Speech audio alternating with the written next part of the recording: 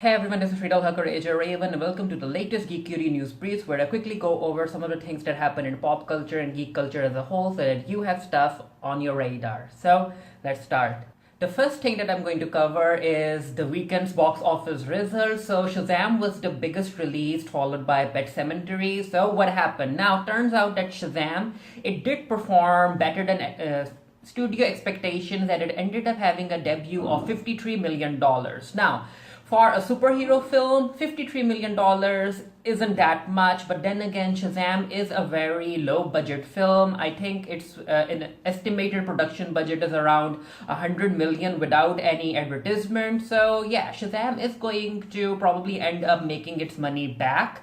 However, as far as sequels are concerned, I'm not really sure. Unless Shazam is able to gross 500 million or close to 600 million at the box office, which is more or less Ant-Man numbers from the MCU, I don't think we're going to get a big screen sequel anytime soon.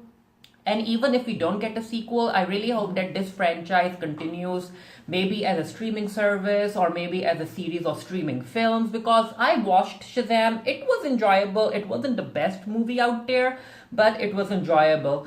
Also, people are saying that the reason that Shazam didn't end up doing well at the box office is also because the studio, Warner Bros., ended up having advanced screenings like 2 weeks before, and that's a lot. I mean, I remember Aquaman getting screenings, but it was only like a week before.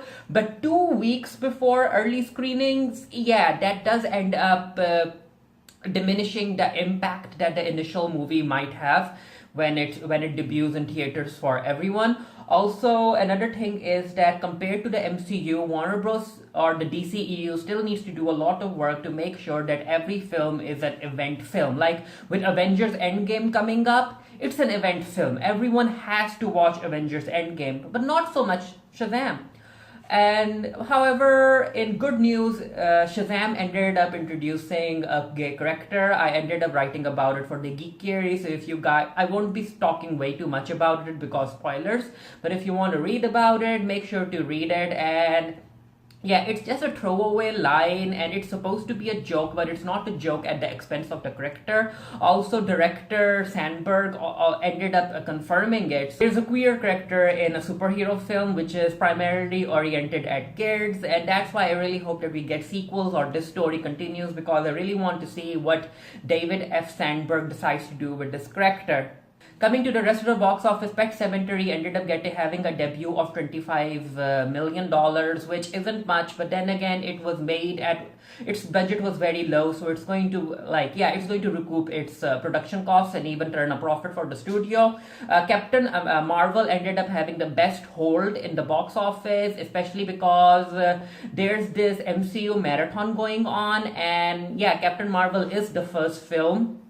And that's why people are like, if I'm going to decide and do this marathon, I should watch Captain Marvel, which is already in theaters. Talking about Avengers Endgame, it's going to be released. Yeah, it's very near. The release date is very near. Also, they ended up releasing the first few minutes of the film online. It has Carol and again, if you guys don't want spoilers, I would like for you to skip it or mute this video for a minute or two. But anyway, again, I'm going to start with the spoilers now. In the video that has been released, it's a promotional video anyway, but in the video that has been released, War Machine ends up asking Carol where she has been, and Carol is like, there are way many more planets out there, and unfortunately not every planet has the Avengers, so I was busy protecting them, but now I'm back and we need to go fight Thanos because it's going to be different because now you guys have me. Now, of course, the Russo brothers have been promoting Captain Marvel as a character who will defeat Thanos or is powerful enough to defeat Thanos. However, if you go over to Reddit, spoilers have been released for Avengers Endgame, which are alleged spoilers. I'm not sure if they're true or not. But anyway, it turns out that Captain Marvel is going to be depowered in Avengers Endgame because Avengers Endgame is going to focus on the trio, which is Captain America, Iron Man, and Thor, and also Hulk. And for the film to focus on these four characters, Captain Marvel will be depowered. Apparently, according to the leaks, she goes to fight Thanos near the beginning of the film, and she ends up getting beat up very good.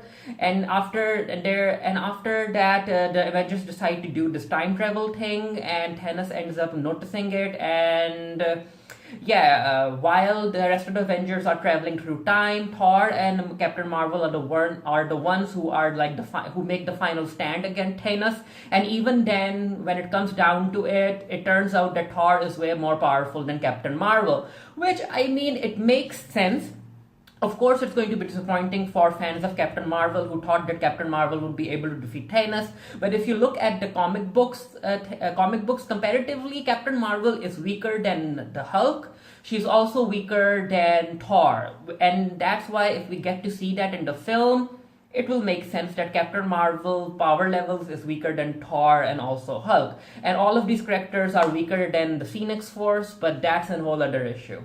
During CinemaCon, footage from John Wick 3 was shared with some of the audience members, and it featured Halle Berry, Sophia, using her two assassin dogs to take down these bad guys, and the audience erupted in applause and whatnot. And that's why I'm more interested in watching John Wick 3 come April than I am watching Avengers Endgame. I'm just saying. And also, it turns out that Halle Berry is willing to return to the John Wick franchise for a part 4, a film, like the fourth film. So fingers crossed that John Wick 3 does well and we get to see Halle Berry return to the franchise. Because truth be told, I actually thought that Halle would be killed off. I mean, she might still be killed off. Who knows? They might be fooling the audience, but I really hope that she doesn't die. Turning to the DC side of things, the first teaser trailer for The Joker starring Joaquin Phoenix was released, and as far as I'm concerned, Joker is a very hyped up character.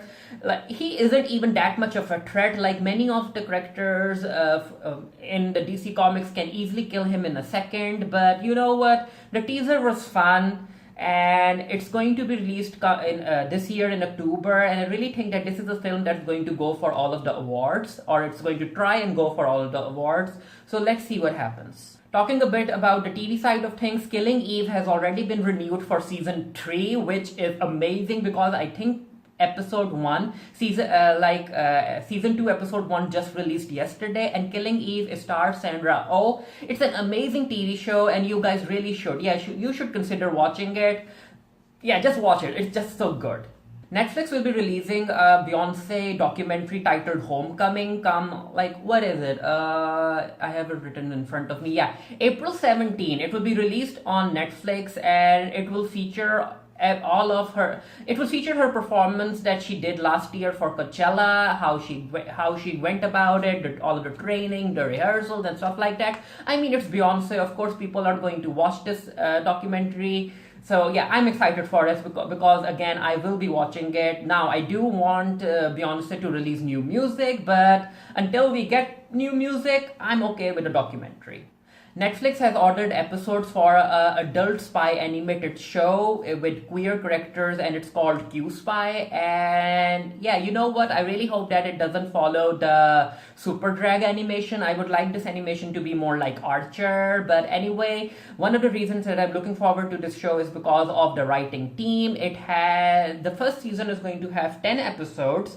And it is from Sean Hayes and Todd Milner. Then there's Mike Schur, Gabe Liedman, and Universal TV. Now, for those of you who don't know, these writers are the people who have worked on Brooklyn Nine-Nine and The Good Place, which are amazing TV shows. So that's why I really think that Q Spy is going to do awesome as well as far as the writing department is concerned. I did an article about it for the Geekiary. The link to that will be down in the comment section below.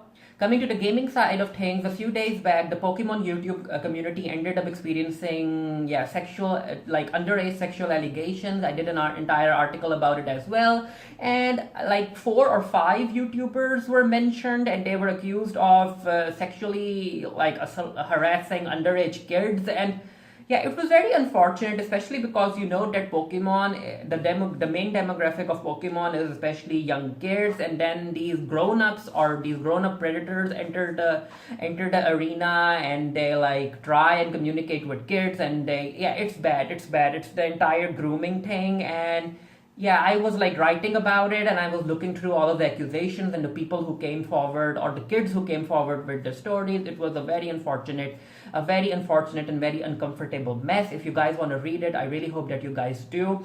And I hope that this ends up urging other people to make these such fandoms which have a very young demographic safer for kids to have fun and feel safe in. The last thing we're going to talk about is the entire Ariana and the queer representation mess. Now, it turns out that Ariana was she released this new song which is called, if I'm not wrong, Monopoly, and she talked about how she likes men and women and boys and girls, and I'm like, you know, when it comes to Ariana, I feel that she's a very problematic singer, especially because, I mean, okay, I get it. Like, because Ariana is like, I don't use labels. I haven't had the interest in using labels before, and I'm not interested in using labels right now. And I'm like, Ariana, that's okay. But then again, if you look at her track record, it just feels to me that Ariana does a lot of things because she thinks that it's all trendy. I mean, look at her, the way she presents herself. Her entire current presentation is like mixed. Like she appears, she makes herself appear as if she's mixed race, especially for people who might not know that she's a white girl. And her entire aesthetic is similar to Kim Kardashian's, where she's going for that exotic or mixed race look. Because again, I guess being white isn't trendy enough for her. And also the entire thing of where she is like, I don't want to use labels and stuff like that. I'm like, that's okay. But then again, if you compare to what Ariana has been doing before and what she's doing right now, it just feels to me that Ariana knows, or she thinks that being straight isn't like cool or trendy for her, so she's going towards the no label thing, and she's presenting herself as being sexually ambiguous. Like, if people think that she's bi, good for them. If people think that she's pansexual, like, good for them. It just makes her feel more trendy. Like, it's a mess, because compared to what Ariana has been doing to Frank Ocean and then King Princess and even Janelle Monáe, who are more open about their sexuality and stuff like that, especially in pop culture and the type of songs that they do, like, those people, they feel more genuine. Even if they don't want to use labels, like, they feel more genuine when they're talking about it. But when it comes to Ari, I'm just like, girl, you're doing this for the clout. You're doing this because you think that not being straight is a trend. So I might be wrong. I said it, I might be wrong, but it just turns out that I just can't take Ariana seriously, especially when I look at her as an entire package and how she presents herself. That was that for today's Geekiary News Briefs. Let me know if you guys have anything that you wanted me to talk about, and I'll try and get to it in the next video. And until next time, stay happy, stay safe, stay blessed, and I'll see you guys later. Bye.